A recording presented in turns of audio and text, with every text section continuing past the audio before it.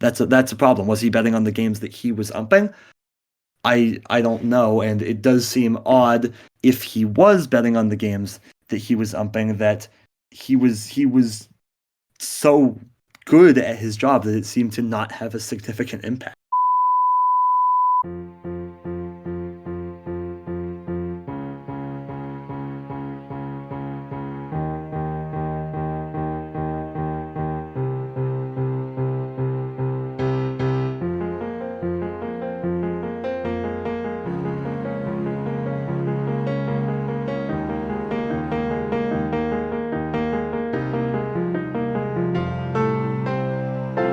Hello, I'm Colin.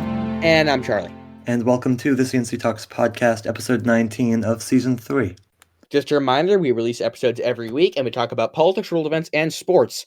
As of taping this, it is Tuesday, June 18th, 2024, at about 7:30 p.m. Pacific time.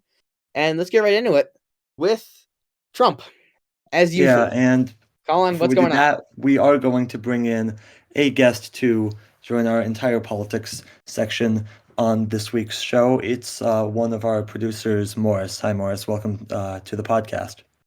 Hey, how's it going? Yeah, like Charlie said, let's jump into some recent Trump news. We'll start with his visit to Capitol Hill. Charlie, he came back to essentially the scene of the crime where he incited an insurrection on January 6th. His first time back to Capitol Hill since right around that time. And this was for a meeting with Republicans, most Republicans on Capitol Hill, which really just showed, if it wasn't evident beforehand, the complete capitulation of the Republican Party to Donald Trump after they had seemingly abandoned him after January 6th. It's now more clear than ever that they are behind him. And so that meeting happened. Now, it's known in that meeting, Charlie, he called Milwaukee, the city that is hosting the Republican National Convention this year, a horrible city. And since then, we've seen lots of Democrats put out statements saying, no, Milwaukee's actually a great city. We love Milwaukee. Milwaukee, obviously, in Wisconsin, a very important swing state, which is a big part of the reason that Republicans are holding their convention there this year. Trump, it now seems like, if he's not in jail or under house arrest during the convention, is probably actually going to stay in Chicago and commute to Milwaukee each day of the convention. Guys, what do you think about this, Charlie? Starting with you. Well, I think in general, in swing states, pissing off a major metropolitan area is probably not a good idea. Yeah, agreed. I think this could very well hurt him, as if this election is as close as we think it's going to be, losing a state like Wisconsin could lose you an election. We'll see, obviously. Yeah, and Wisconsin, of course, supposed to be one of the closest states. And while you could say, oh, well, Trump was already going to lose Wisconsin by a lot, lose Milwaukee by a lot, margins matter, because every vote that you lose by in Milwaukee is one more vote that you have to make up for in rural areas. Morris? I would suggest more suburbs, but I understand where you're coming from. I think just in general, every vote matters. This is going to be very close, especially in Wisconsin, as you said. And the more you lose voters within the metropolitan area, you're going to have to gain back in the suburbs, and you're going to have to really push rural voters to come out and vote, which can be difficult given the lack of accessibility in certain areas. Morris, what are your thoughts? Well, I gotta say, for politics, like each party, both Democrat and Republican, are as strong as their weakest link. And I think right now Trump is definitely the Republicans' weakest link. And I agree, it's not a good idea to piss off a major metropolitan area, especially because they are a swing state. Yeah, I mean, about your weakest link comment, I think that you're right, but I think that that's also part of the problem that Republicans are facing at the moment, is that Donald Trump is the main reason why they have performed really, really badly in all sorts of general elections over the last few years. His record of Trump-endorsed candidates is bad. And remember, when he was in office, too, he, in the span of 2.5 years, lost Republicans the House, the Senate, and the White House. So, again, he's an unpopular figure. But, again, he has the support of the Republican Party base, Republicans still have to cling to him, have to support him, have to bow down to him, if you will, because if he flips on you, you are probably done in a Republican primary. This is something that we're actually seeing even now as we're speaking. There's primaries going on for the House, and including a notable one in Virginia, where a Republican Congressman Bob Good, who had been very, very loyal to Trump, but then Trump endorsed his opponent due to, I think, one certain thing that Bob Good did that apparently wasn't loyal enough. And now it's a close race, but it looks like Bob Good may lose that seat to a primary challenge from a Trump-endorsed candidate. So I think those are good points. Now, Charlie, the other thing Trump did recently at an event was he's still bragging about that cognitive test, and he challenged Biden to also take a cognitive test. And he did this while confusing the name of the doctor that gave it to him. The doctor's actual name is Ronnie Jackson. He called him Ronnie Johnson. What do you make of this? I mispronouncing your name happens. And I also did want to go back to your comment that you said about Trump being the Republicans' greatest weakness. I would also argue that he's their greatest strength right now as well. Looking at the other Republicans, I don't think a Nikki Haley or particularly a Ron DeSantis would have any threat to challenging Biden at all. I think with the base that Trump has, given the amount of negatives he has given you, the amount of strength he's also given that party is very good as well. People have rallied around him. The mainstream conservative base has rallied around Donald Trump. So not only he is, I would argue, their greatest weakness as well, but he is also their greatest strength. Going back to where I kind of disagree with you real quick. Okay, good. Yeah, which is I would say that I actually think that Nikki Haley would fare far better in a general election. Sure, I don't know if she could get the Republican base out quite as well. In fact, the one thing that could really hurt her is if Nikki Haley had won the primary, Donald Trump might have just said, hey, nobody vote for her. He probably would have tried to tear the Republican Party down. He might have even launched a third party bid, and that obviously would have hurt both of their chances. But in, I think, a world where, say, Trump had died a couple months ago and Nikki Haley was the nominee or whatever, I think she would have fared far better. I don't think that she would have pulled the numbers from the base that Trump did, but I think that she's far more palatable to a lot of other people. I mean, let's remember, Joe Biden is a pretty unpopular president, and I think a lot of the people that vote for him are going to be voting more against Trump than for Biden. So I think that there would be a lot less energy on the left. I agree. What happened in 2020. Yeah, I agree. However, I think that your comments about Nikki Haley are going to be very true next election cycle in 2028. I think the amount of power that Trump has carried over throughout 2016 and 2020 is really lasted, and I believe that could transition to Haley if she runs again in 2028, which I don't doubt that she probably will. And I think I think that's where we're going to see the shift. But I think that if she had won the nomination, which I don't think she could have, then I don't think she would have had the support from the base to make a run against Biden as unpopular as he is.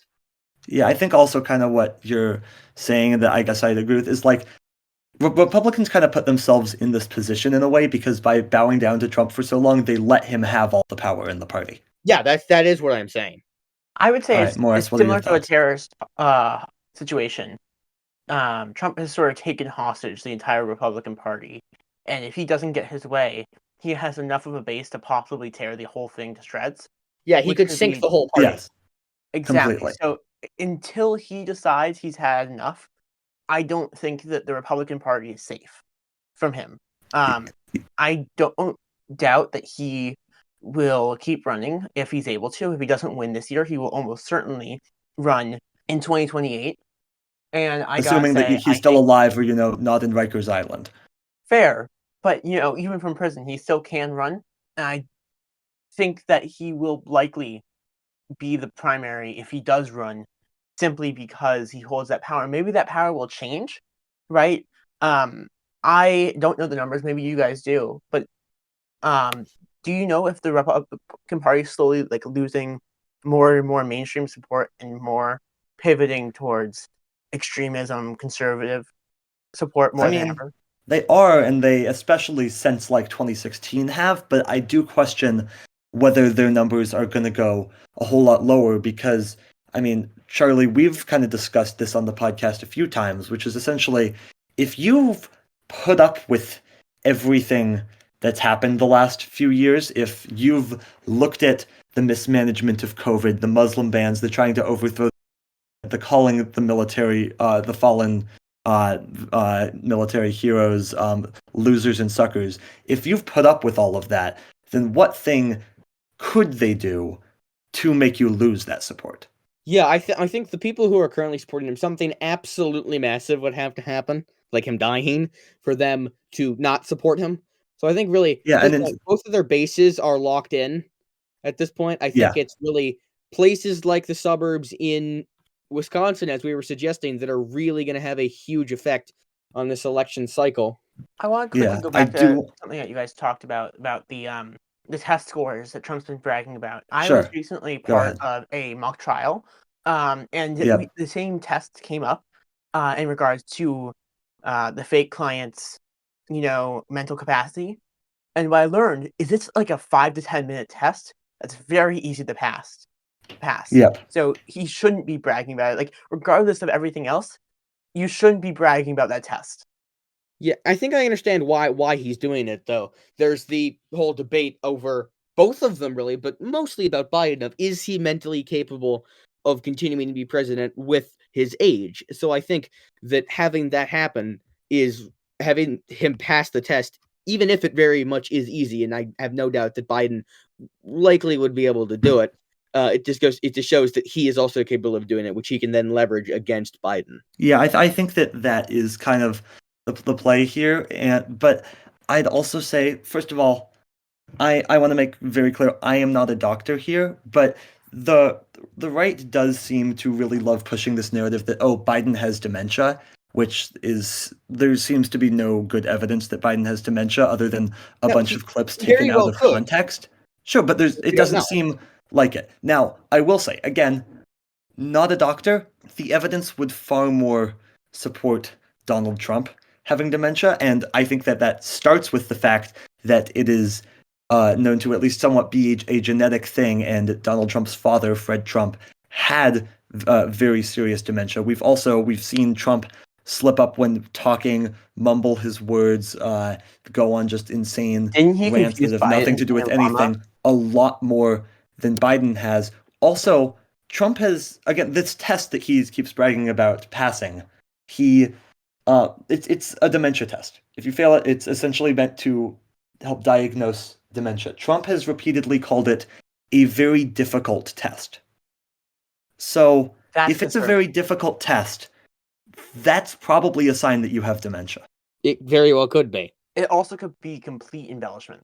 Yes, absolutely. But I also think that him acing it, him claiming that he aced it, is also, like, I don't think he'd be bragging about it as much if he actually aced it, right? And especially with him saying, like, I don't think that that Biden could pass it. So with Trump's constant issues of projection, consistently projecting his flaws onto Biden, I would actually be somewhat surprised if Trump actually did ace this test. Well, in my mind, acing it means you get a perfect score, and I have a feeling he did not. Again, not a doctor. This is not medical advice, but I would love to see the scores and see if he's lying, if it's different from what he's claiming. But also, I'd actually be perfectly happy. I'd be perfectly happy if Biden and Trump both took this test on national television. 100%. Because to take it one after another is 20 minutes. Take it simultaneously, about 10 minutes. They could do it during a national debate. It'd be amazing. And actually, it could be funny. Yeah, which, again, is not really the goal of politics, but sure. All right, let's, Charlie, move on. You want to talk about the EU elections? Yes. So the EU elections is essentially the elections to the European Parliament that makes decisions in general for the EU. The biggest loser of these elections were the Greens, who lost 19 seats, and the Renew Europe Party, which is a liberal part, which is a major liberal party, which lost seats as well, which actually lost major seats. They lost 22.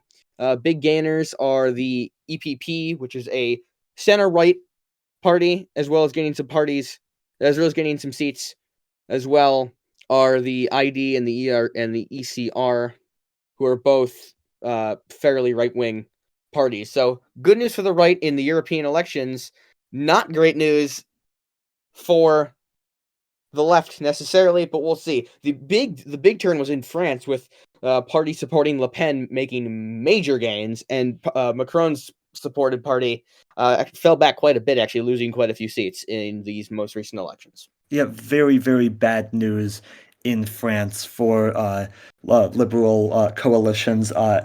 Macron actually dissolving parliament after this, the French parliament, and calling snap elections, which Macron is the president of France. This is not going to impact his job. He has that until the next presidential election in France in, I believe, 2027. Yes. But this could seriously hurt his ability to really do anything to control most of the domestic policy agenda if right-wing groups make significant gains in the French parliament, if groups backed by Le Pen make those gains. So it's definitely a bold scheme. Yeah. All right. Let's move on now to a scandal in Texas. Colin, what's going on? Yeah, Charlie, forgive me if you've heard this one before, but a Texas pastor at a mega church has resigned due to a child sex scandal. Charlie, once again, not a drag queen. Nope. And you are not hearing this. This is not repeated. This is another new one that has happened. Just not really a bad look. I will tell you that. Yeah. I mean, it's consistently bad looks for the Christian church on this sort of thing. So, Charlie, let's go back across the pond. Kate Middleton has finally made a public appearance at King Charles's birthday parade for the first time since she announced her diagnosis with cancer. What are your thoughts? Yeah, I mean, just more British stuff with the royal family. Does anyone care? I don't think so, but I thought you would care. You tend to care about the royal family. You've been their biggest defender on this podcast. I sometimes do, but in this instance, not particularly. All right.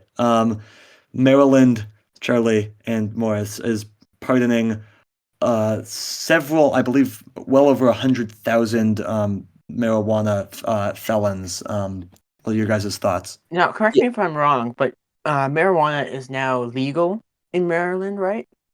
Yeah, for recreational and medical use in Maryland. So I think this does make sense. So then this is retroactive. I believe yes, to like people that were convicted before that. So do you know if is there like a time limit on this retroactivity? Is it like 10 years? I'm not sure. I don't know if it's all of the marijuana felons. It's like it's a certain number, so I'm not sure. I found this really interesting because typically when a new law goes into effect, it isn't retroactively handled.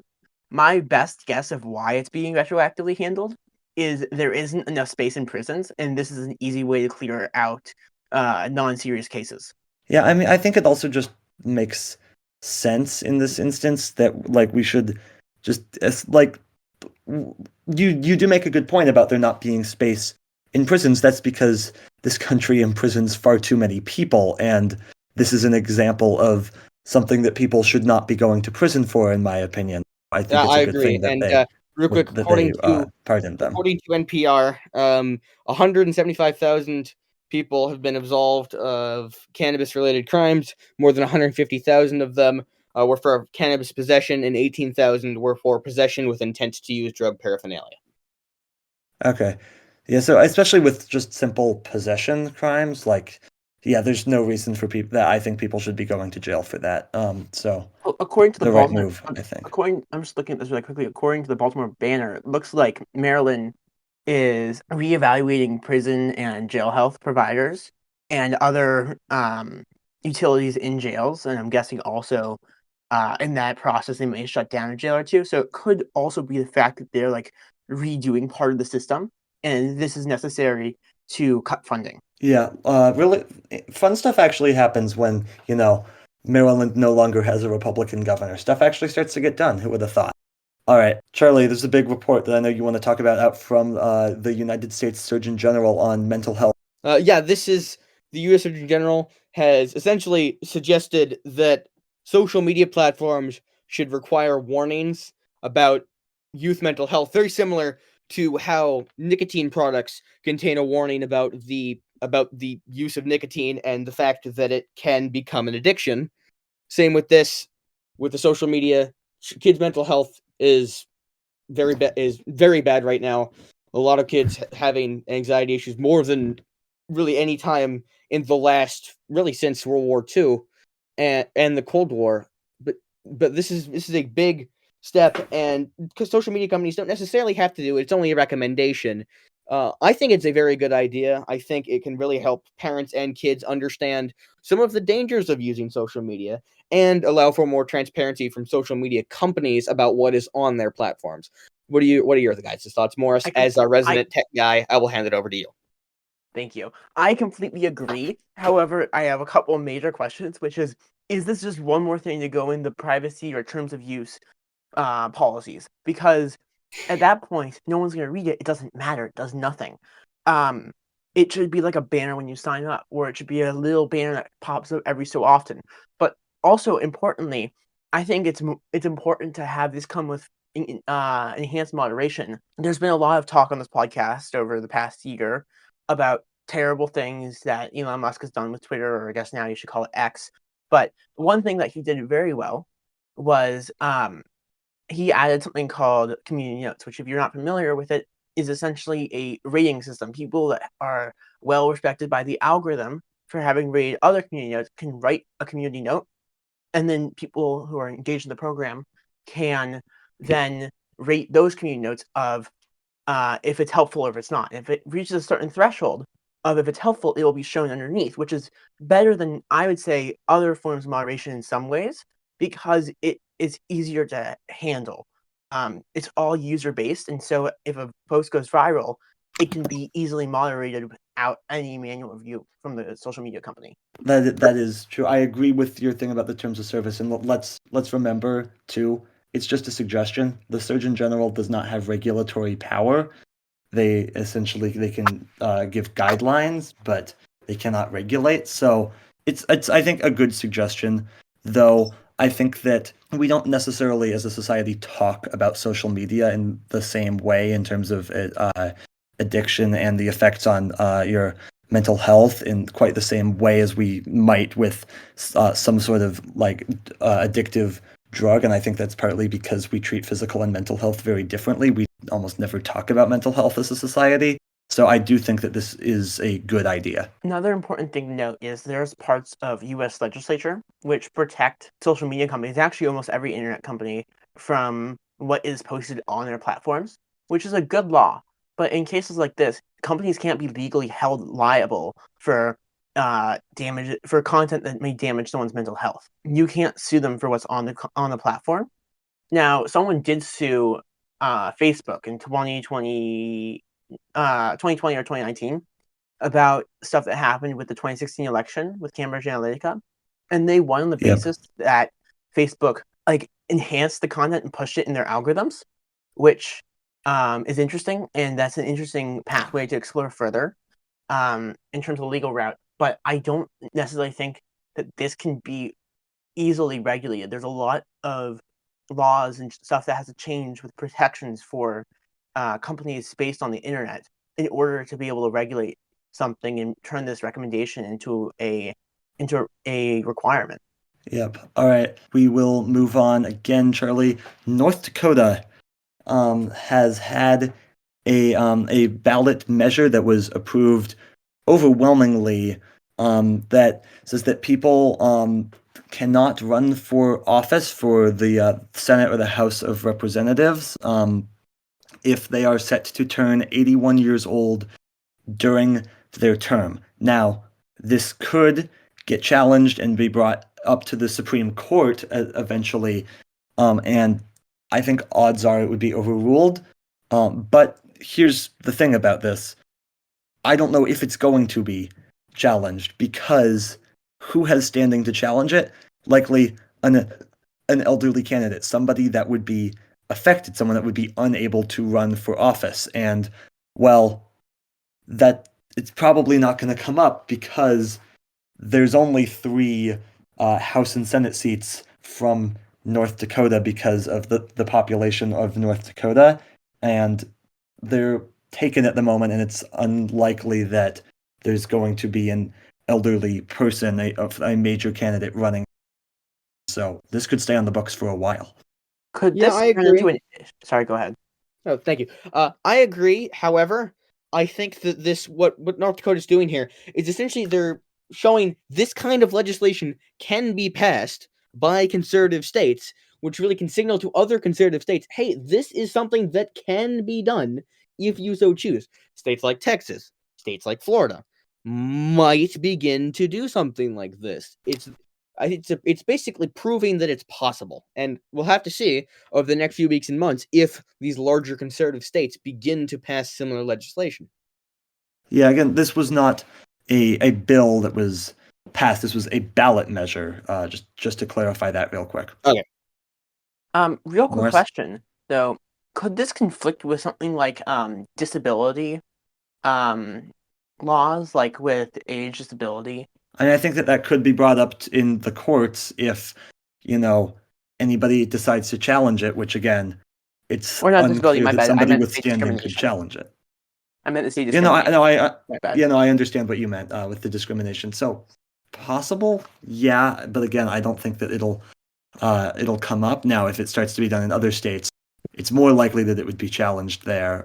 So that becomes more difficult. I bet that North Dakota would love for this to just be in their state for a while because that has the bigger chance of it actually if it doesn't spread. All right, let's move on now to an anniversary. It's the 1-year anniversary of the sinking of the Titan sub that was exploring the Titanic. What are your guys' thoughts on this 1 year later? Okay, well, first of all, I think that the only appropriate place to start, especially given what I'm about to say about this, is obviously it's a tragedy, right? Obviously, it is sad that these people died. At the same time, why were we doing this? Who thought that this was going to be a good idea? Yeah, let's take a submersible down to, like, what is it? Over 10,000 feet deep in the ocean, where essentially, if there's any sort of issue with it, and it implodes, you're dead instantly without even knowing what happened.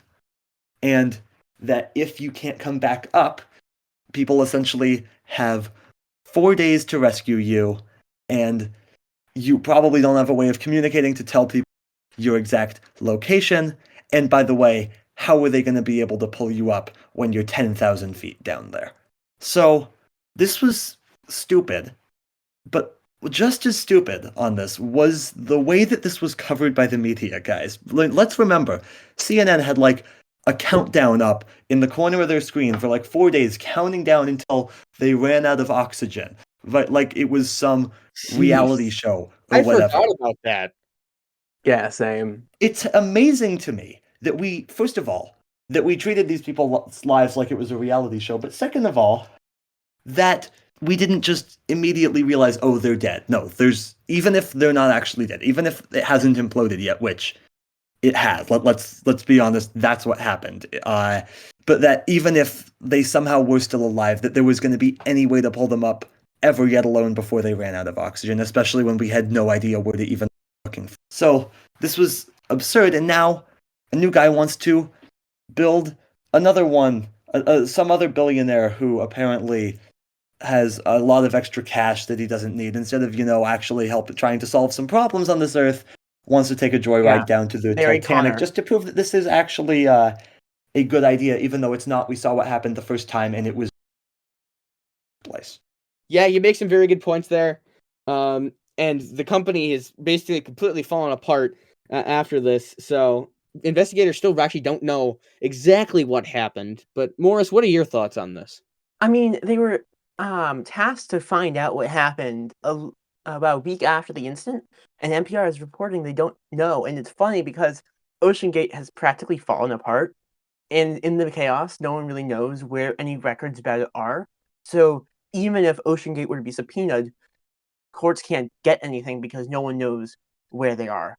And it's funny because someone's trying to do the exact same thing again. Larry Connor, who was a billionaire and also a private astronaut certified by NASA, is trying to make a better one that is not piloted remotely by a Xbox controller. Yeah, who thought that piloting it with an Xbox controller was going to be a good idea? I think Yeah, the they thought should- was to make they it should more use accessible with PlayStation. a simulator. Like you could simulate, It's learn how to do it with an Xbox controller, which is good for gaming because if you can put it on like a console with a simulator and then people can go do it and it's the exact same controls, it's a good idea, but not for a first time. Like refine it and add that in. Don't start with that. Well, I mean, the more that we found out about this, like I remember back in June of last year, the more details that we found out about this Ocean Gate submersible, the less shocked I was that something like this happened. It seemed to be completely, like, just terribly thought out. And correct me if I'm wrong, they never got it approved by the US government either. I don't believe they did. Yeah, I don't think they did. I mean, Huh. like, because they wanted room for innovation or something. Well, that doesn't exist anymore because your submersible is, it no longer exists. The people that were in it. And I mean, like, all what are right. you gonna do? What are you gonna do with the what are you gonna do? You're gonna prosecute the guy who made it? I mean, he's dead. Like, there's not much repercussions anyone can face other than Ocean Gate. But Ocean Gate is already fallen apart enough. Well, I Any mean, I would repercussions say are that the abysmal. repercussions that the dude that made it faced were a He's bit dead. more serious than prosecution. He is no longer alive, and like I he's don't under know the what else sea. he expected to happen. It was a terrible idea from the start. All right, that's gonna do it for our politics section. Morris, thanks so much for joining the podcast this week. Pleasure to be here. And Charlie, I believe it's now time for your stat of the week. Yes, it is. We are starting. I understand that it's only June, but it's time to look forward a little bit to football season, and that led me to the question of we're gonna have a lot of divisions here that are gonna be very close, and then led me to the question: which NFL team has the best winning percentage against another team in their division? Minimum 50 games, by the way. Like throughout history. Yes. All right. I know that the Packers-Bears rivalry recently has been super lopsided, but I don't think it's always been that lopsided, right? No, it hasn't. Okay. Yeah. This one's a head scratcher. Both of these Can you teams tell me are the relatively division? close, by the way. It's Can an you tell me it's the a division? it's an AFC team, two AFC teams, and they're both pretty new. Oh, no, division. Is it the AFC South? No, it is not. Is it the North then? It is the North. Okay, it's got to be like I think is you it know like the team on the Ravens? Ravens. Is it Ravens Browns? It is Ravens Browns. The Ravens. Okay.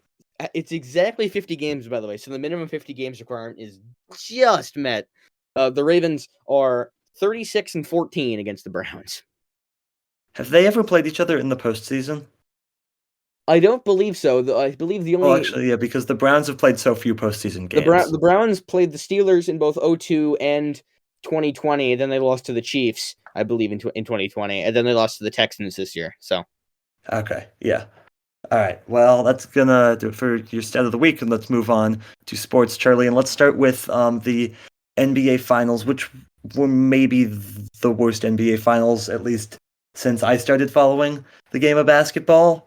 Celtics won in 5 games. Jaylen Brown was the Finals MVP. Your thoughts? Yeah, I mean, it seemed like by the time game 1 was over, the series was over.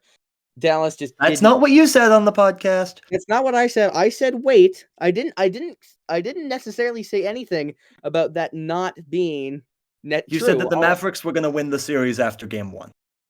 We have that on tape.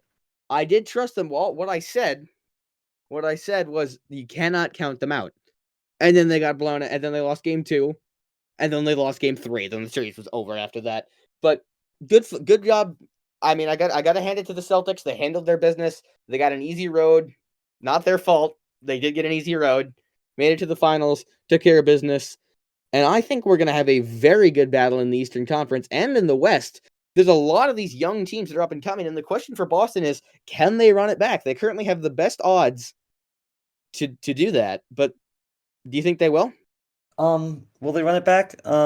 Yeah, they should be the favorites to run it back. Will They are. actually? I don't know. We've seen some teams that we thought had a chance at running it back. See the Warriors 2022 to 2020 completely fell apart for some reason. But I mean, this is tons of credit to the Celtics for winning this time, right?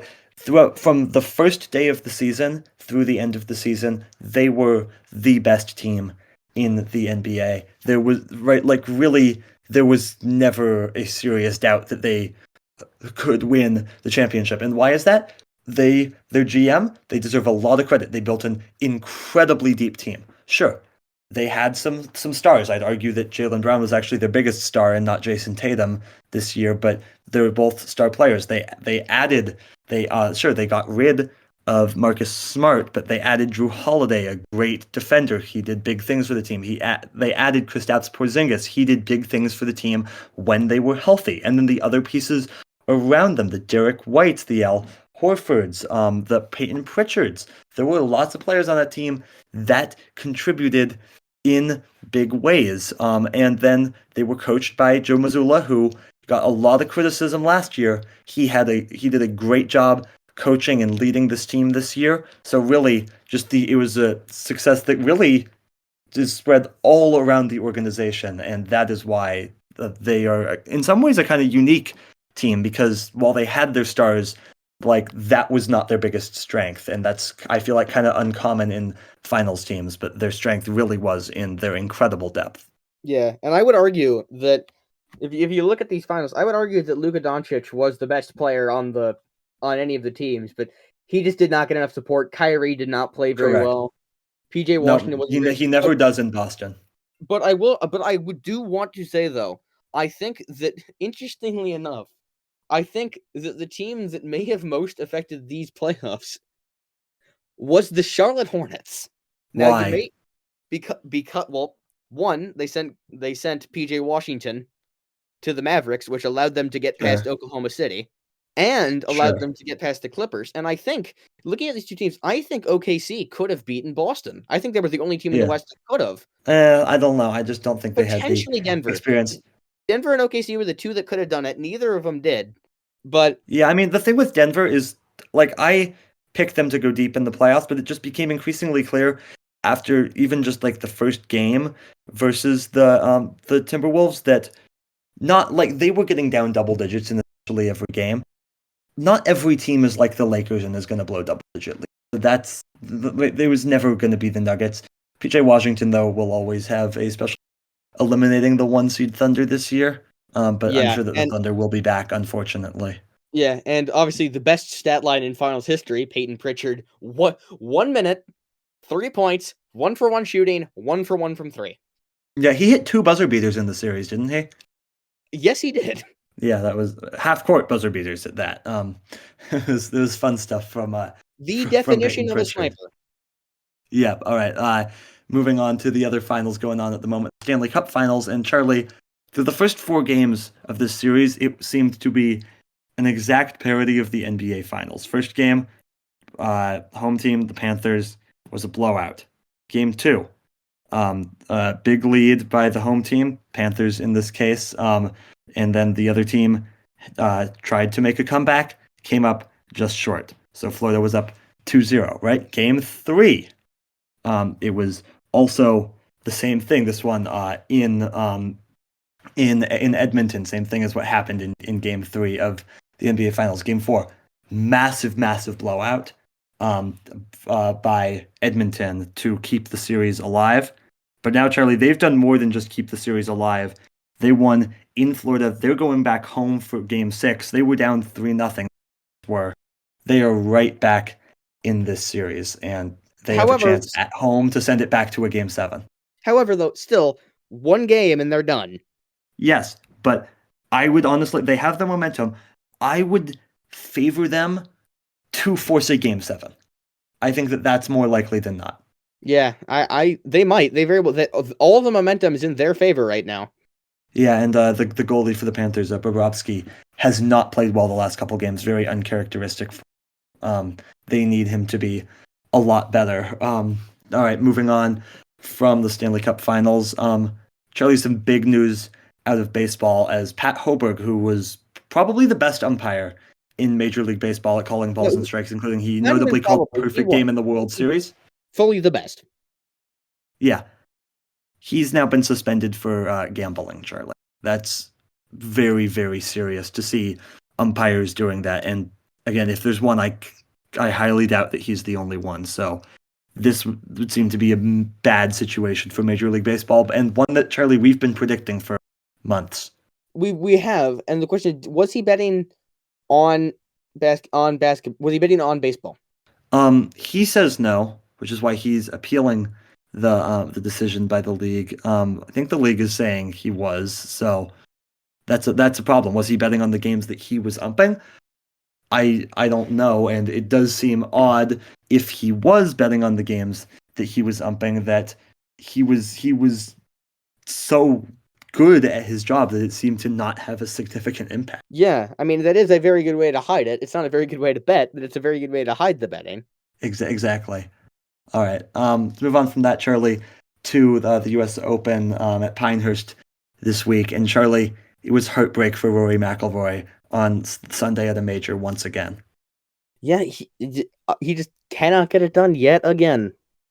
Yeah, and this was like we've seen the last couple ones, the Open in Britain in 2022, and then obviously the U.S. Open last year where Wyndham Clark won. So that was two tournaments in the span of just a couple of years where he lost by just like a couple shots due to some bad putting throughout the day. He kept leaving them a few inches short. He only lost by a stroke or two. That's not really what happened here. He caught up to DeChambeau on the final day. He was down 3 strokes entering the day. He caught up. He had a 2-stroke. His putts were going in, and in entering the last 4 holes, it looked like he was closing in on a major, his first in a long time, and then he just blew it. I believe 3 bogeys in the last 4 holes. I believe that if on the last 3 holes he had gone par, he would have won. I think 2 that's bogeys true. in the last 3 holes. Ends up losing by a shot to DeChambeau. Especially a terrible putt. Missed I think it was like a 3-footer on 16. Missed another close one on 18. So those were his 2 bogeys there, and then obviously on 18, DeChambeau hit just an incredible shot out of the bunker to get himself close to allow him to sink that the winning putt for his second U.S. Open title, second major title. His first was at the U.S. Open in 2020, and the wait goes on for Rory, who did not take it well. He left the property immediately. He's pulled out of the event this week. It keeps happening. Yeah, it does. Let's move on now to the 2024 Euros, where we have one of the biggest upsets in the history of the tournament, with Belgium going down to Slovakia. Yeah, it was not good for Belgium, who, if you'll remember, also went out in the group stage at the World Cup. They're not out yet, but I would guess that they would move on. Their group is not that difficult. Romania, Ukraine, so they still have matches against Romania and Ukraine left in that group. That's Group E in the tournament. Now, there was almost a couple of other big upsets. Portugal almost lost to Czechia. They were down a goal in the second half to Czechia. Got it back a few minutes later. Then Czechia had several chances to get the lead back. Portugal ends up scoring a second goal, so they get the win. Turkey also, they beat Georgia in that Group F game. All the groups as of this recording are just one match day in, 2 more. Charlie, a couple difficult groups too. Group D would seem to me to be a really tough group. Netherlands, France, Poland, and Austria. France and the Netherlands have gotten off to the hot starts there, but Charlie, Mbappe is a question mark at this point for France. It seems like he might have a broken nose. Yeah, and that he could be, if he doesn't play, France could be in trouble. with those two teams that are in the bottom two of those four, if they get moving, France could be in trouble. Exactly. Group C, the only group that actually has a draw in it, drew Slovenia.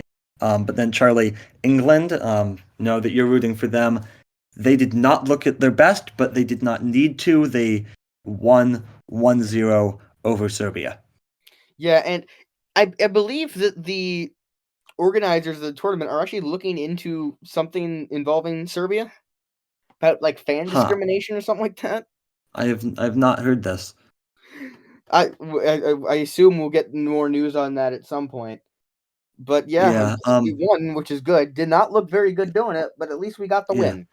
Well, neither did Portugal. Group B, another really, really tough group. Spain, Italy, Albania, and Croatia. And Albania almost beat Albania ambushed Italy out of the gates, Charlie. Scored a goal in the first 30 seconds, but then ended up losing. They did, but they could be dangerous. Yeah, and then, Charlie, what I did not expect was for Spain to just demolish Croatia. Croatia's done really, really well in major tournaments. They did not look good at all versus Spain. No, they really didn't. And then finally in Group A, we've kind of gone backwards here. Switzerland beat Hungary. And then, Charlie, I thought Germany, obviously the host country, I thought that they'd beat Scotland. But they didn't just beat Scotland. They demolished Scotland. 5-1. Scotland's one goal was an own goal by Germany. Bad. It was a disaster, really. It really was, but we'll see. Still 2 matches to play in the groups. Yep. All right. Moving on from the Euro, Charlie, to the Caitlin Clark Angel Reese debate that is somehow still ongoing as they played again. Angel Reese called for a flagrant foul on a shot to Caitlin Clark's head. And then she said after the game, like, it was just a basketball play. I guess some people just have a special whistle. What do you think about this? Well, so my first thing that I gotta say is people need to stop using these two to throw insults at people for who they are. First off, thank you. Second of all, I've seen the play. It looked like there was a block attempt. Clark did get hit in the head. It was a good call on the foul, I believe. But I don't mind the flagrant call. You need to stop using these two as mouthpieces. I would agree with that. That's all I have to say on that. That's fair. I will say about the special whistle comment, it was the right call. Also, Angel Reese needs to stop complaining about being villainized when she herself said that she likes being the villain to Caitlin Clark. Although, Charlie, I do agree with you. Please, let's stop using them in what's essentially a race war at this point. It hurts the game of women's basketball. It hurts both of these players. And let's not take away from what is happening on the court in the WNBA, because there is actual basketball being played, and it's pretty exciting, right? Like that Fever Sky rivalry, that's a quality rivalry at the moment, even though both of the teams, neither of them are especially good. Vegas, remember, they're going for a three-peat. They're off to a pretty slow start, though. The New York Liberty, off to a good start. The Connecticut Sun, off to a good start. The Seattle Storm, who completely rebuilt their team, brought in a couple of All-Stars, former MVPs, off to a really impressive start on the season, better than I think a lot of people do. The Washington Mystics, just like the Washington Wizards, have been a complete disaster. There is exciting basketball actually being played, and that is what should be talked about in this particular instance. Yeah, absolutely. Now let's move on to some more basketball news. Not on the court, but in the booth. Charles Barkley is going to retire from TV next year. What are your thoughts on that? Well, is he? Because let's remember the number of times that Charles Barkley, as a player and at some point, that he's going to retire. Now, he's never really specifically said no, this is exactly when I'm retiring, naming a date. So there could be something there, especially since he does fed up at the people at Warner Brothers Discovery for possibly losing the NBA rights. But if somehow TNT manages to regain NBA rights, I would expect Charles Barkley to be there, because he is not a guy that can seem to get himself from the camera. But if he does retire, Charlie, he is probably the greatest basketball TV analyst of all time. Just incredibly entertaining. That entire show, incredibly entertaining. Could not just phenomenal to watch every week on TV. Oh, absolutely. Let's move on now to some more sad news. Willie Mays has died, one of the greatest baseball players of all time. And also, and anything else to add? Yeah, also responsible for one of the greatest plays of all time, the catch, of course. A play that great baseball player. Yeah, a play with modern stadiums, by the way, that will never happen again.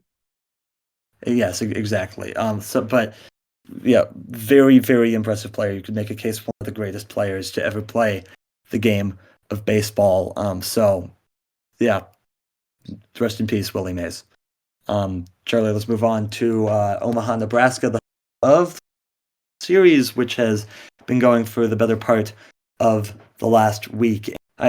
Tennessee, they've gotten out to a strong start to the College World Series. They're 2-0. They'll have a couple games to get a spot in the championship series. That'll be against Florida State. They'll have two cracks at Florida State, whereas Texas A&M also they'll have a chance at also two cracks at getting to the championship series against Florida, who's farther than I think most people could have expected. Charlie, Jack Caglione just is an absolute beast out there on the field. Yeah, I have not actually watched any of this World Series, but I have seen people on Twitter going absolutely nuts over some of the results of these games. So I might actually check out a couple of them. First few days in Omaha were just completely incredible. 3 walk-offs and then a home run robbery to save the lead in the top of over Florida. In North Carolina, they're out.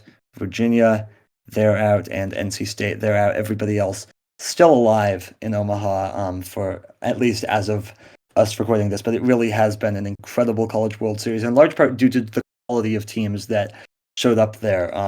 Almost all of the top seeds survived the regionals round, and that is a good thing for the sport, a good thing for the tournament. Aaron Rodgers, Charlie, has been a no-show at mandatory minicamp for the New York Jets. What are your thoughts on this? I'm not surprised. He will disappear. He will get everyone hyped up. He'll come back, and then he'll get injured again. Can you stop trying to be some weird guy? Just play football and then retire. I understand that he's not acting like a weird guy. He just is. He is a weird guy. So just play the last couple years of football and then retire and then leave us alone, please. Thank you. Yeah, I mean, Charlie, I'm going to disagree with you. I'm going to give a lot of credit to Aaron Rodgers here because do you remember at the end of last season, he said that he wanted to get all of the distractions from the Jets out? Well, I think that he's officially now succeeded at that. Yeah, he's removed the biggest distraction in the franchise. Himself. Yeah. Exactly. No, Aaron Rodgers' career so far with the New York Jets has been a complete disaster. Let's remember he got injured 4th play of the season. Kept talking about, he's going to come back like next week. No, he never came back. And then there were thoughts that he might not play this year because he might be running for Vice President of the United States on the Robert F. Kennedy Jr. ticket. That did not end up going through. By the way, whenever we mention Robert F. Kennedy Jr., maybe we should make the brainworm vice president. Anyway, maybe, he should. The brainworm should probably just be the vice president. Whatever. He's the backup quarterback now. Yeah, and now just not showing up at mandatory minicamp for undisclosed reasons. It's completely his choice. Why? Why, Aaron? What's more important?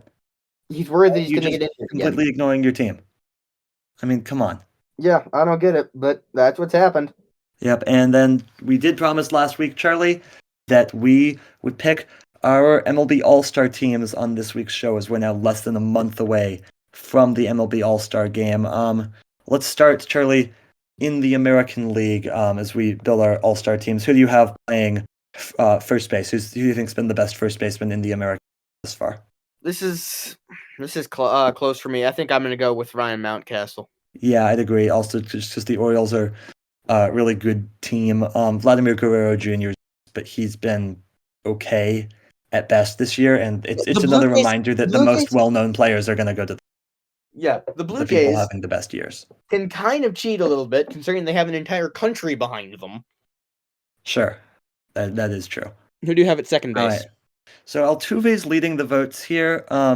Is he not a He had shortstop? a good year. Oh, no, he's a second baseman. Yeah. No, I mean he's leading the votes here. He's not like he's had a bad season. But I'm once again probably going to go with the person in second place. Are you also going with which is Marcus Semien? Semien. I Yeah. am also going with Marcus Semien. Who are you going with at third?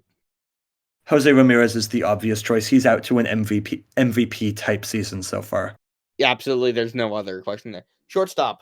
Gunnar Henderson or Bobby Witt Jr. You really couldn't go wrong. It's kind of sad that you have to pick between one of those players. I'd probably go Gunnar at this point, but it's really close. Yeah, I'm going to go with Bobby. Yeah, no, there's not a bad pick here. All right, it's and then for your American League outfielders, who do you have? In the outfield, I think it pains me to do this. I got to go Judge. I got to go Soto. And then I think I'll probably go Stephen Kwan after that. He's hitting like upwards of 390 at the moment, I believe. Like, not anymore because he went over 4 today. As of recording. Yeah, the Mariners kind of held him, that's fun. But like he kind of reminds me of Luis Ariza's season last year. Puts the ball in play a lot. Doesn't really have much power, but gets a lot of hits. And so, I mean, I like that guy on my All-Star team. Yeah, I'm going to go. Well, the question is Judge left the game on Tuesday. So the question is what's going on with that? I don't actually know. Yeah, the Yankees need him to be healthy, too. Yeah, I'm going to go with Judge. I'm going to go with Soto. And it's close. This guy's nowhere near, by the way, the top of the All-Star ballot. But yeah. I'm going to put him in because he had a slow start. He's heating back up again. My 3 outfielders for the American League are going to be Juan Soto, Aaron Judge, and Julio Rodriguez. I mean, sure, obviously there's some bias there with your Julio pick, and he obviously is heating up at the moment, so I wouldn't be surprised if 2 to 3 weeks I'm like, oh yeah, no, this guy should be an All-Star, but so far this season, what he has done is not All-Star worthy. Not yet, all right? Charlie, who's catching the All-Star game for you for the Americans this year? Again, I'm going to say it again. Adley Rutschman is great, but I don't know how this guy's not even in. Fun fact: the guy in front of him in voting right now is Logan O'Hoppe. Oh yeah, so you're going Cal Raleigh. I'm going Cal Raleigh. It's the right pick. Has he been better than Adley yourself? But defensively, he absolutely has been better, and he has been unbelievably clutch. So I gotta pick Cal just on that alone, although I wouldn't be mad if Adley or Salvador Perez was the catcher, but like the fact that Jose Trevino and Bo Naylor and Logan O'Hoppe and Connor Wong are all Cal Raleigh is just an absolute disgrace. Is all right, who's Wong, your DH? Is that Boston? Yeah, it's Boston. Yeah, who's your DH for the American League? I think I'm it's between I think I'm gonna go David Fry. Yeah, I mean he's been really, really good so far. Jordan, he's leading the votes. He's been fine. Will the success of his be sustained? Probably not. No. Is he the best DH in the league right now? Yes.